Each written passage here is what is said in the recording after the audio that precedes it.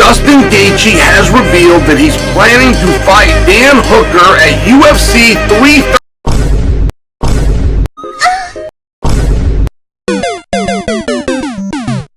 ये सब क्या हो रहा है दोस्तों। मैं एक बार प्लग झपकाता हूँ और वहाँ जस्टिन गेथजे का ओपोनेंट बदल जाता है। स्ट्रेंज, ये कोई एलेक्स पेरेरा थोड़ी हैं जो इनके ऊपर इतनी सारी मीडिया न्यूज़ बन रही है, बार बार हेडलाइंस में आ रहे हैं। ये सिर्फ जस्टिन गेथजे हैं जो कि एलेक्स पेरेरा के कार्ड पे को मेन इवेंट है, और जो को मेन इवेंट पहले होने वाली थी Justin Gaethje versus Dan Hooker, वो अब ऑफिशियली ऑफ हो चुकी है and now it has been converted to Justin Gaethje versus Rafael Fiziev. और ये सब हुआ कैसे? बहुत सारी इवेंट्स हुई हैं पूरे हफ्ते, बहुत सारी इक्वेशंस गलत बैठी हैं, बहुत सारी चीजें इधर उधर गई हैं, तब जाके ये फाइट बनी है। इतने सारे ट्वीट्स आए हैं, इतने सारे ब्लेम गेम हुए हैं, ये हुआ है वो हुआ है, इसने उसको वो कहा है, ट्विटर भरा पड़ा है पूरा। बहुत सारी इवेंट्स है जिनको हम डिटेल में डिस्कस करेंगे इस वीडियो में, so let's jump into it. Actually कोई टाइम ट्रैवलर है जो अपनी चेयर थोड़ी सी हिला देता है और इधर जस्टिन गेथजे की टाइमलाइन बिगड़ जाती है, उनका ओपोनेंट को कुछ हो जाता है, उनकी पूरी चीजों को कुछ ना कुछ हो जाता है।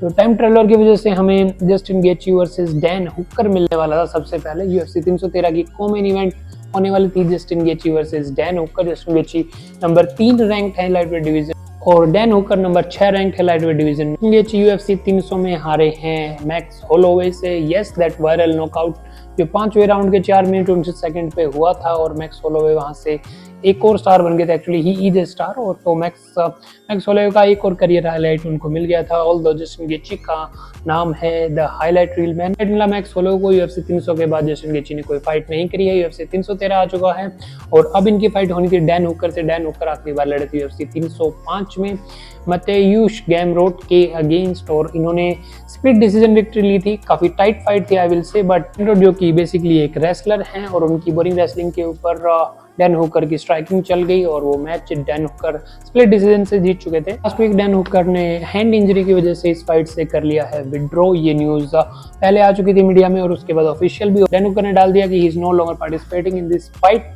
और डैन हुकर हो चुके हैं उससे बाहर। UFC को चाहिए था कोई लास्ट मिनट रिप्लेसमेंट, और रिप्लेसमेंट के नाम पे एक ही चीज है लाइटवेट डिवीजन में, वो है रेनाटो मोइकानो।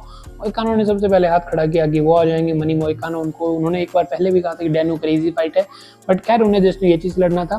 रेनाटो मोइकानो ने अपना हाथ ऊपर खड़ा करा, उसके साथ हाथ खड़ा करा मतेयुस गैमरोट ने कहा कि वो भी टॉप 10 में रैंक हैं तो उनको भी अपॉर्चुनिटी मिल सकती है। जेलिन टर्नर भी आ गए थे बीच में, वो भी टॉप 15 में है, और उसके साथ आ गए थे राफेल फिजियो। फिजियो वैसे भी पहले लड़ चुके हैं जस्टिन गेथजे से एक बार, और ये इनका दूसरा मैच होना था, वो पहले भी मांग चुके हैं क्योंकि उसके बाद उन्होंने एक ही फाइट लड़ी है जो कि वो हार चुके। गैमरोट से उनकी फाइट हुई थी जो कि वो KO से हारे थे, जो कि नॉकआउट हो गए थे मतेयुस गैमरोट से, which is a rare sight कि कोई गैमरोट से भी नॉकआउट हो रहा है, वो फिजियो हो गए थे। तो UFC ने सारी चीजें देखी और कंसीडरिंग वेट एंड एवरीथिंग उन्हें लगा कि physio is the right choice और उनके साथ दूसरा मैच हो सकता है गेथजे का, तो that has been finalised. Fiziev अपना लास्ट मैच गैमरोट से हारे थे और उससे पहले वो लड़े थे UFC 286 में जस्टिन गेथजे के साथ। 3 राउंड की फाइट थी और फाइट काफी स्ट्रॉन्ग थी, और Justin Gaethje being a better striker and being a violent man और उनका कंसिस्टेंट जो प्रेशर है उसकी वजह से वो फाइट भी एक तगड़ी फाइट थी, और जो कि जस्टिन गेथजे जीत गए थे। और लेकिन वो एक 3 राउंड की फाइट थी, मेरे को लगता है ये वाली भी 3 राउंड की होगी, तो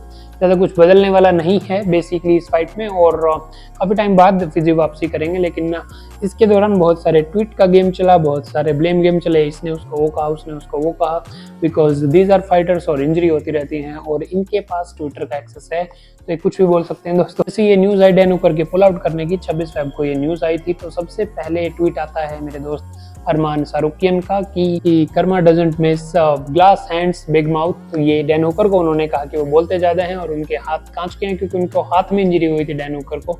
उसके बाद डैन हुकर भी चढ़ गए, उनके पास भी ट्विटर का एक्सेस। डैन हुकर ने उनके पिताजी के बारे में बात की कि उनके पिताजी पुल आउट नहीं कर पाए थे इतनी बढ़िया जिस तरीके से उनका बेटा अरमान फाइट से पुल आउट कर लेता है, और उन्होंने ये भी कहा कि we are not same bro, और जो मेरी इंजरी है वो स्पारिंग के दौरान हुई है मेरे हाथ में, और तुम्हारी जो इंजरी है वो हुई है लड़की के चक्कर में। बेसिकली नीना ड्रामा को इम्प्रेस कर रहे थे, तब उन्होंने बैक इंजर करवा ली थी। नीना ड्रामा को इम्प्रेस करने के लिए उनकी इंजरी हुई थी, ये कहना था डैन हुकर का। उसके बाद जस्टिन गेथजे को याद आया कि उनके पास भी ट्विटर अकाउंट है, उन्होंने डाला कि अरमान का ना कहना समझ आता है, चार्ल्स ओलिवियरा का ना कहना समझ आता है, मैक्स होलोवे का ना कहना समझ आता है, डस्टिन पोरिये का भी ना कहना समझ आता है, और उन्होंने ये भी कहा कि फाइट ऑफर हुई थी मोइकानो को और मोइकानो ने भी ना कह दिया, लेकिन एट द लास्ट राफेल फिजिव ने हाँ कहा है फाइट के लिए, सो थैंक्स टू हिम। और वो एक अच्छी फाइट के लिए होप कर रहे हैं कि फ्यूचर में अच्छी फाइट होगी। कहना था जस्टिन गेची का, बट डस्टिन पोरिये के पास में इंटरनेट एक्सेस है और उन्होंने ये ट्वीट देख लिया और उन्होंने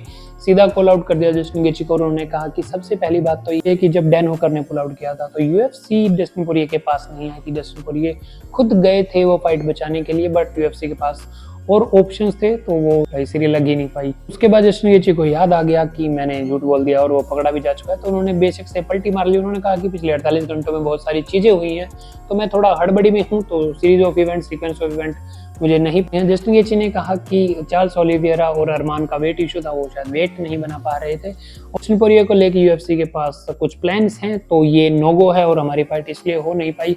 फ्रेंड में दोनों ने भाईचारा निभाया जैसे कि वो हमेशा निभाते हैं और कहा कि all the best for your fight, मैं आपकी फाइट की तरफ देख रहा हूँ, I am looking forward to this fight.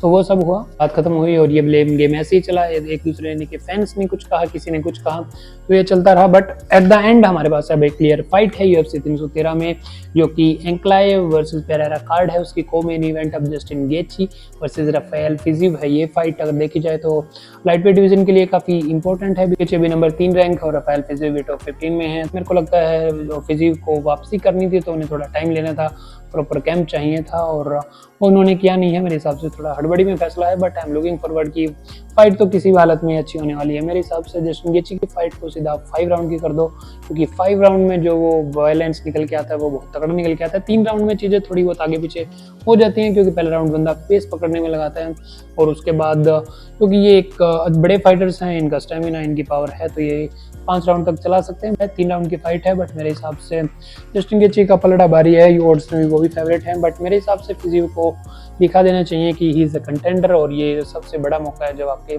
Champion के पास लड़ने को कोई फाइटर नहीं है। तो अगर आप जीतते हैं तो सीधा सीधा आप उस रेस में आते हैं और आप सीधा नंबर टॉप 5 में रैंक भी हो जाएंगे उसके बाद से।